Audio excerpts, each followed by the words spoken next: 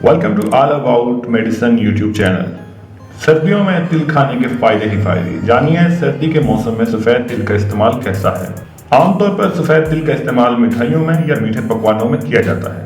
अलबत्ता सफ़ेद तिल के लड्डू बेहद मकबूल हैं, लेकिन हम में से अक्सर लोग सर्दी के मौसम में सफ़ेद तिल इस्तेमाल करने के फ़वाइद से लाइल्म हैं।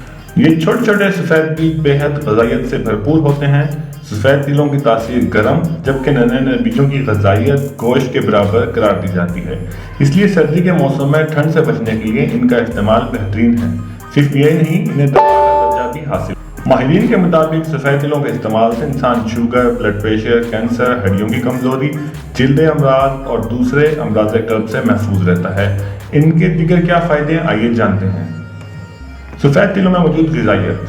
सफ़ेद तिलों में कैल्शियम और आयरन की वाफिर मिकदार मौजूद होती है।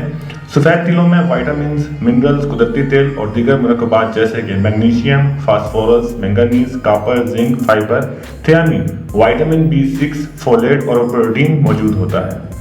दूसरा फ़ायदा खून की कमी। सफ़ेद तिल खून की कमी को दूर करने के लिए बेहद मुफीद है। इनमें मौजूद आयरन खून की कमी को दूर करने के लिए काम करता है। खून की कमी को दूर करने के लिए सफ़ेद तिलों के साथ साथ काले तिल भी बेहद मुफीद हैं।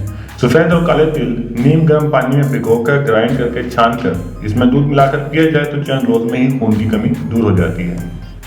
कैल्शियम की कमी का इलाज।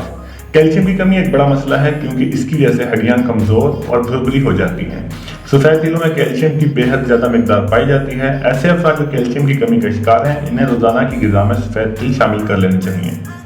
बवासीर का इलाज। सफ़ेद तिल बवासीर के शिकार अफराद के लिए भी बेहद मुफीद हैं। अगर सफ़ेद तिलों को पानी में भिगोकर ग्राइंड करके पिया जाए तो खूनी बवासीर से निजात मुमकिन है।